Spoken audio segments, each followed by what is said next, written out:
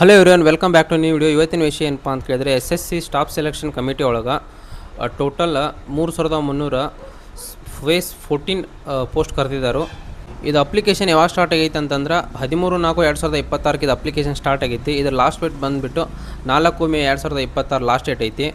ಮತ್ತು ಇದ್ರ exam fee ಬಂದುಬಿಟ್ಟು ಜನರಲ್ದವ್ರಿಗೆ ಮತ್ತು OBC ಅವ್ರಿಗೆ ₹100 ಎಕ್ಸಾಮ್ ಫೀ ಐತಿ. ವುಮೆನ್ಸು, SC ST PWD ಕ್ಯಾಂಡಿಡೇಟ್ಗಳಿಗೆ ಯಾವುದೇ ಥರನಾದಂಥ ಎಕ್ಸಾಮ್ ಫೀ ಇರೋದಿಲ್ಲ.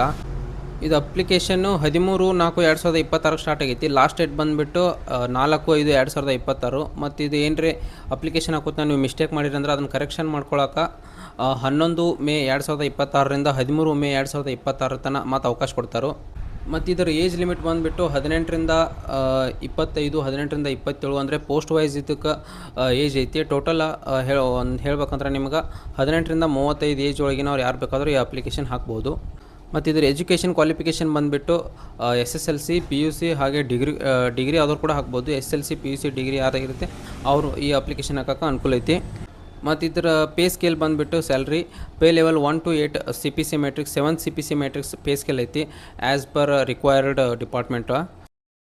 ಇದರ ಎಕ್ಸಾಮ್ ಬಂದುಬಿಟ್ಟು ಕಂಪ್ಯೂಟರ್ ಬೇಸ್ಡ್ ಎಕ್ಸಾಮ್ ಇರ್ತೈತಿ.